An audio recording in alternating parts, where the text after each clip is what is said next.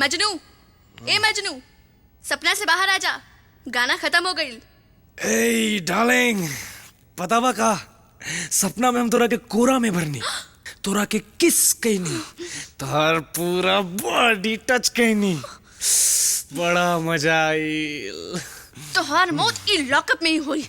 हमहू देखा था नहीं तोहरा के क्या बचावे आई है। आई एक आदमी तो जरूर आई। ए वो देख आ गई।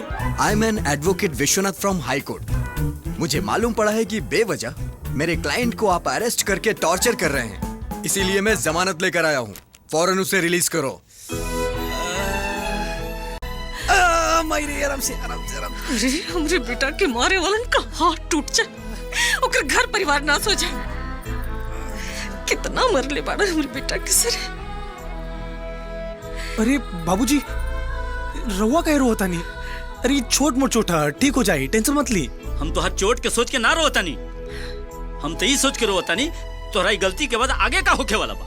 अरे बाबूजी, आज ना था कल, कल ना था परसों, वो लड़की बहू बन के राउरे घर आई। बहू बहू बहू, हमार बात तो सुनी।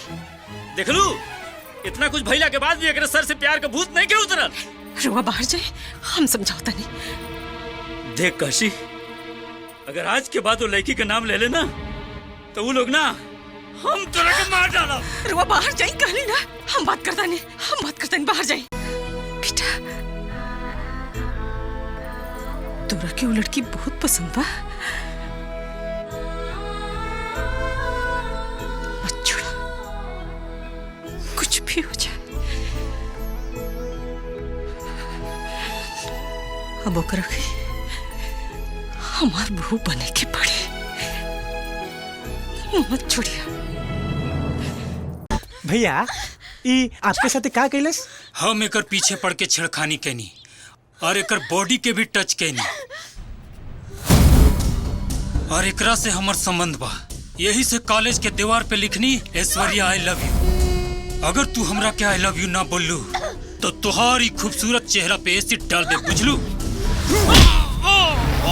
हमरा के कहे मरला भाई? हमारा डार्लिंग के बॉडी फट ले, दीवार पे आई लव यू लिख ले, चेहरा पे एसिड फेंके के धमकी देता रे। डार्लिंग? हाँ बे। पहले तोरा खत्म करब, बाद में एकर बलात्कार करब।